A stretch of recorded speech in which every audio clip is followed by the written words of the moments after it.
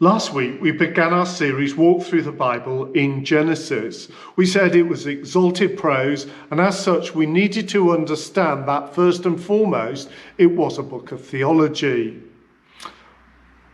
That continues through the book of Exodus, but the style changes to narrative prose. In other words, the writer is seeking to convey the historical nature of what he's about to theologically describe. Having said that, historians are not absolutely sure when the Exodus happened, possibly around 1220 BC. But the one thing they're sure about is that this event did happen. And they give 4 reasons. Firstly, the story accurately reflects Egyptian life. Secondly, the Egyptian records show that Hebrew people were employed by the state as slaves on building projects near Thebes and the northwest delta of Egypt. Thirdly, several Israelite names in the Exodus story, especially in Moses' family, are culturally Egyptian. And fourthly, psychologically, this is the defining event in the nation of Israel, and it seems improbable, even implausible, that it was built on a myth. Historians are convinced the Exodus is an historical event. So what we're dealing with is an historical event that shaped how the people of Israel understood and identified themselves. God did intervene to save his people. And the book of Exodus gets its name from the Greek exodus, meaning departure.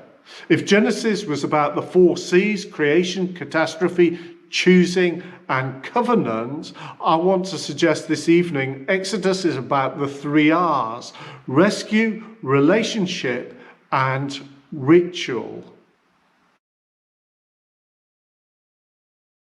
The first part of Exodus is all about rescue or departure.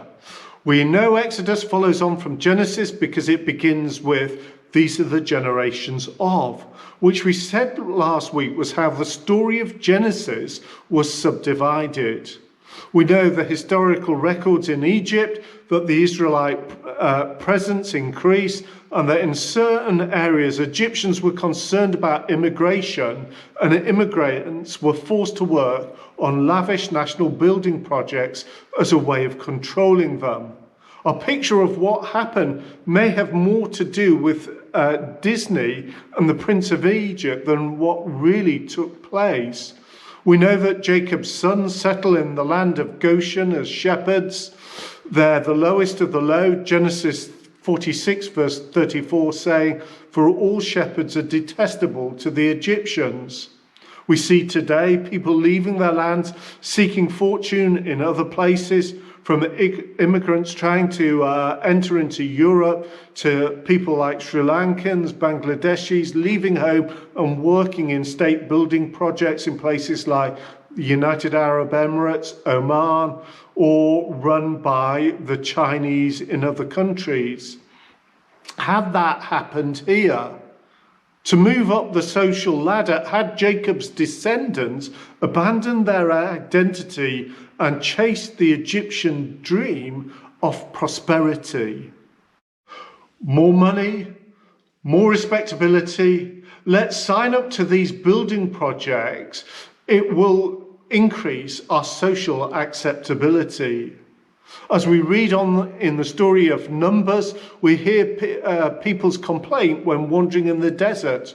We remember the fish we ate in Egypt at no cost, also the cucumbers, melons, leeks, onions, and garlic. This was more the complaint of the privileged rather than the Prince of Egypt. If their bondage was chains, or if their bondage was the enslaving effect of the pursuit of the economic dream, the need for rescue was, however, very, very real. What was without doubt was that they realized they needed saving. There was no hope unless God stepped in and rescued them. The point of explaining it this way is that we too need rescuing. We might not be enslaved as in the Prince of Egypt, but we might be enslaved in the dream of economic and social prosperity that is equally stultifying and urgent to be rescued from. A lifestyle that puts comfort before God. God raises up a deliverer. Now, how do you raise up someone with the leadership and administrative skills to lead a people out of slavery into freedom? Joseph's words resound over Moses' life. You intended to harm me, but God intended it for good to accomplish what is now being done, the saving of many lives, in Genesis 50 verse 20. God has Moses raised in Pharaoh's household after Pharaoh commands that the firstborn sons be killed. The man who wanted to harm his chosen people raises the means of their redemption. Moses is conscious of his origins and race, and he's forced to flee when he defends a Hebrew being beaten by an Egyptian. In the burning bush, God calls to Moses to return to Egypt and set his people free. God reveals himself so that Moses knows who he's speaking to. And the revelation is quite famous. I am who I am, or I will be who I will be. To our eyes, it sounds very cryptic, but for Moses, a name represents character and personality. It's a revelation of the nature of God and an invitation to find out more. And this is underlined as he declares he's the God of Abraham, the God of Isaac, the God of Jacob. In other words, his character and nature do not change, and Moses is understanding who he's talking to. This also points forward to a time that God will raise up the right man. His birth might surprise many, but God's hand will be upon him. Of course, it points to Jesus. Yet the fascinating thing is, Moses can't get it. He believes he's not the right person and starts to argue with God. He objects that the task is too great, that his own people will not listen to him, or he doesn't know God enough. He's not influential enough or eloquent enough. And finally, he plainly just says, please send someone else. Moses has gone from a brash young man who would take the life of an Egyptian and seek to do things in his own strength, to a humble older man who will now do things in God's strength. On a human level, Moses appears to be a strange choice, but is God's choice. God works when people humble themselves or are humbled. And we find that most supremely in Jesus, who humbled himself. Exodus then tells the story of this mighty conflict between Pharaoh and Moses over whether Pharaoh will let God's people go. Some have questioned if such events could happen, but under certain conditions the Nile becomes red when excessive rains wash earth from the Ethiopian plateau, or microorganisms called flagellum bloom in the river. This would kill the fish and cause the frogs to leave the river, the second plague, and infect them with Bacillus anthracis, which would then kill them. Such conditions would give rise to mosquitoes and the Stomoxys calcitrans fly, the third and fourth plagues. The cattle would die and boils would appear on humans because of the anthrax, the fifth and sixth plagues. These unique conditions are often accompanied by other exceptional weather, such as hail and thunderstorm, seventh plague, flattening the flax and leaving the barley for the locusts, eighth plague, to devour. The darkness describes an unusually strong hamsin, that's a dry, hot, sandy wind, compounded by the red dust washed down from the plateau being released into the air. Did God use created order? No. The court magicians are able to replicate the first two plagues, but they say to Pharaoh after the third, this is the finger of God. We must not doubt the finger of God as he gradually increases the pressure to let his people go. God defeats the powers of darkness with his almighty finger. He really doesn't require much to do it. Some, looking forward, would doubt the historicity of the cross, in the same way that they may doubt the 10 plagues. And the point of regaling you with the science and the possibility of the plagues is to leave us in no doubt as to the actuality of the physical death and resurrection of Jesus. It happened by the finger of God. By God's almighty power, the slavery of sin is defeated at the cross. It's only after the 10th plague that Pharaoh finally agrees and the institution of the Passover, chapter 12, is introduced to the people. By the death of the firstborn son and through the shed blood of the sacrificial lamb, the people are set free. This Passover meal becomes supremely important in the life of the people as they remember God's saving grace. They celebrate it over and over again because it's so easy to forget the significance as it recedes into the background. It's this meal that Jesus is having with his disciples which is transformed into the Lord's Supper. It's now the bread and wine that remind us of what it cost to set us free, the death of the firstborn through the shed blood. The people do not take the direct road to the promised land. You'll notice that they wander through the Sinai Peninsula. All along the direct route would have been Egyptian military outposts, and this would have brought them into conflict with Egypt. So it's much wiser to go through the desert. The people wander by the desert, and before this wandering, we have this final decisive conflict at the Red Sea, or Sea of Reeds, in chapter 14. We should have expected Pharaoh to have a change of heart. It's the last throw of the dice for the forces of evil to thwart God's saving grace being manifest to his chosen people. And it's as they go through the waters of the sea, so powerfully symbolized for us in the waters of baptism, that people are finally set free from their slavery. Rescue is complete. And baptism is a powerful reminder that freedom is now possible through the shed blood of Jesus, because it breaks every last power of Satan over our lives. Though we won't be perfect this side of glory, there's nothing in our lives that can now not be defeated. Exodus, then, is the definitive event by which God's people become God's people. It shapes everything that follows, from the national identity to the poetry they sing, Psalm 78, to the life of the prophets such as Jeremiah 16:14. Exodus dominates the Old Testament in the same way that the cross dominates the New Testament. Now, we appreciate and understand the cross and the work of Christ more fully as we understand and appreciate the significance of the Exodus event.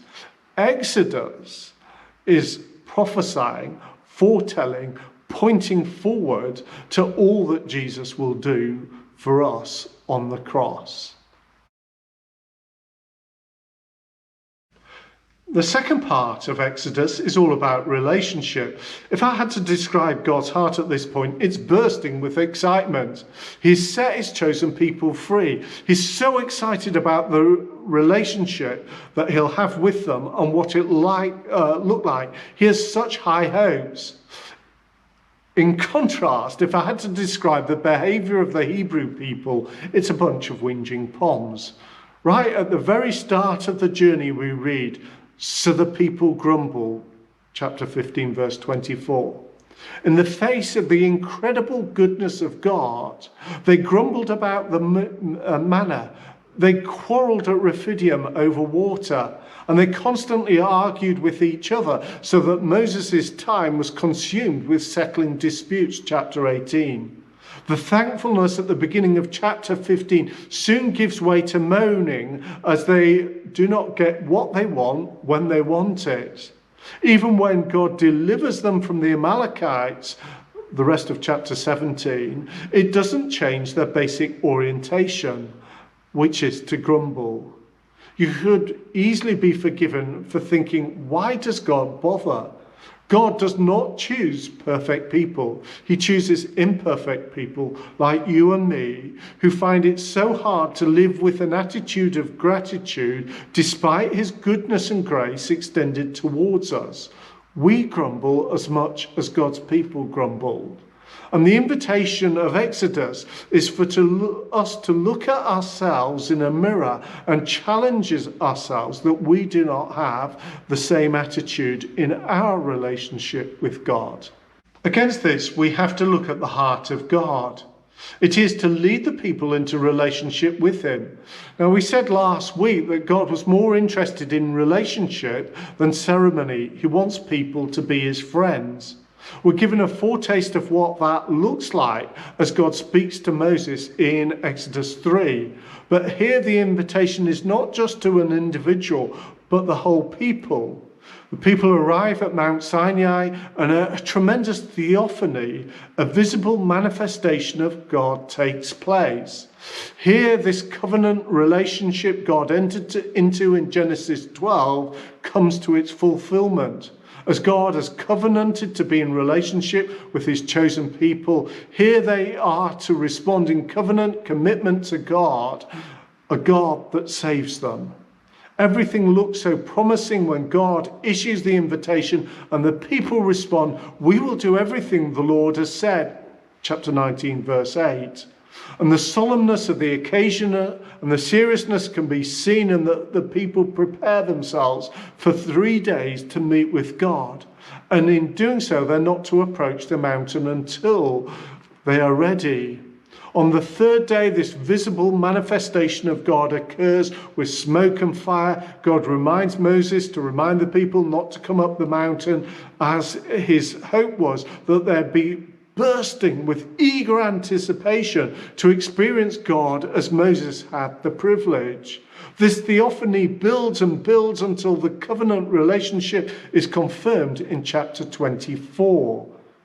It's accompanied with a great promise. Worship the Lord your God, and his blessing will be on your food and water. I'll take away disease from among you, and none will miscarry or be barren in your land. I will give you a full lifespan. All this should be so exciting, but we get the whiff of trouble just after the 10 Commandments are given. And the people turn to Moses and say, speak to us yourself and we will listen, but do not let God speak to us or we will die. The response of the people is that they want to keep God at a safe distance, where God wants them to be holy and enjoy his presence in the same way as Moses does. He wants to talk to them as he talks to Moses. God wants a personal relationship with everyone, not one mediated through someone else, but one where people see him face to face. It's what he called Abraham to, it's what he called Moses to, and it's what he calls us to. In the midst of this, God gives the 10 Commandments, chapter 20. And so often we can treat them as rules and reduce them as to 10 things to obey. If we know our New Testament, Jesus summarized the 10 Commandments as love God and love your neighbor as yourself. The first 4 commandments are about our relationship with God. The second 6 are about how to live neighborly with others. They're answering the question of what it looks like for covenant people to live in covenant relationship with a covenant-keeping God. And most of us are not very good with rules. We want them distilled down to specifics, and chapters 21 to 23 illustrate what these commandments might look like. When Jesus is asked, who is my neighbor? He tells the story of the Good Samaritan and makes the point that it's anyone we can be neighborly towards. It's not defined in a list of rules and regulations where we look for loopholes to get ourselves off. It's a way of life because it's out of relationship and covenant commitment that we now live. Exodus describes what that might look like, but it's not exhaustive or definitive. It's an invitation to work out in relationship with God, in a relationship of friendship, what each and every situation might present that means we will love God and love our neighbour as ourselves in it. That is what it means to be rightly related to God. The last part of Exodus is about ritual. Exodus does not envisage this to be some empty and meaningless religion, but a dynamic and vibrant relationship full of hope and joy that draws us in to a life-giving relationship with this covenant-keeping God. It begins by setting up the sanctuary, chapters 25 to 31. And this descriptive narrative is repeated in chapters 35 and 40. And this was a recognized rhetorical device for recognizing that something was important.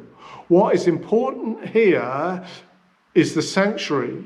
Not so much the setting of the sanctuary, but here was the place where God tabernacled or lived amongst his people. Now remember, Moses is writing to a people who lived in a religious milieu, and he was trying to tell them that what was distinctive about the one true God was that he didn't live a distance from them.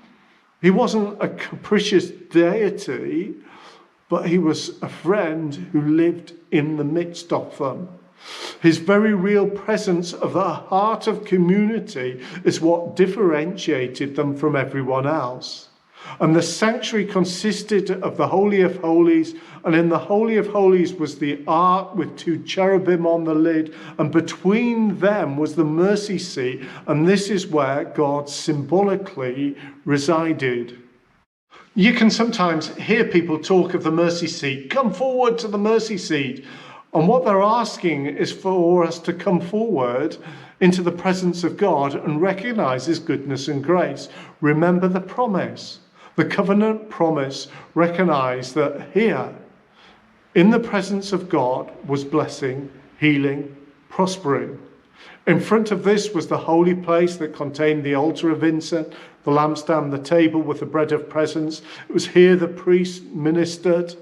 Around this was the tabernacle curtain, a 5-meter high white screen that separated off the people from the place of God's presence. In here was the altar of burnt offering, and between it, the tabernacle was the basin. This is what God was excited about. He would tabernacle amongst his chosen people, and they would enjoy his presence. And many have tried to read significance into the details of the tabernacle, but really it simply symbolizes God's presence amongst his people. Captured in 25 verse 8, then let them make a sanctuary for me, and I will dwell among them. As I've already mentioned, we get a hint that the heart of the people is not wholly committed to God in the same way God is committed to them. God would hope they were committed in the same way Moses demonstrated. But as soon as things don't quite go as they would like, Aaron makes 2 golden calves and tells the people that these are the gods who brought them out of Egypt, chapter 32. How easy it is for leaders to bow to the pressure of popular voices. How easy it is for people to break covenant and make utterly ridiculous decisions. Moses sums it up when he speaks to Aaron. You know how prone these people are to evil, 32 verse 22. It challenges us that our hearts can be hard and prone to evil. He can bless us with incredible favor one minute, and the next we're chasing after some other god. Exodus reminds us that we're broken people that need someone who can bring healing to this divided and broken heart. Yet God does not leave us without hope. We read that 3,000 lost their lives as a result of the great sin. Sin always has serious consequences. But he assures us that despite how fickle we are and deserving of punishment, he is merciful and gracious. In those moments of sobriety, the people know it. When God threatens not to go with them, to remove his presence, the people know that his presence is everything. And God is merciful and gracious and continues to journey with them. But in the light of God's goodness and grace, the exciting thing is Moses can't get enough. Moses' prayer is all the ritual we should need. When he cries out to God in Exodus 33 verse 18, "Now show me your glory." Moses may have been like no other. He may have known God in a way others simply did not. He talked with God face to face, yet he wants more. He's not content for someone to do his relationship with God for him. He's not content where he is. He wants more. Exodus should ultimately leave us wanting more. And the tabernacle and all its ritual is not about getting forms of worship together, but it's the pursuit of a dynamic, living, exciting relationship with God, one that causes us to cry out more. Whatever our ritual, it should leave us hungry for God. Exodus tells this story of pursuing relationship, of pursuing rescue and pursuing ritual, all in the pursuit of the heart of God.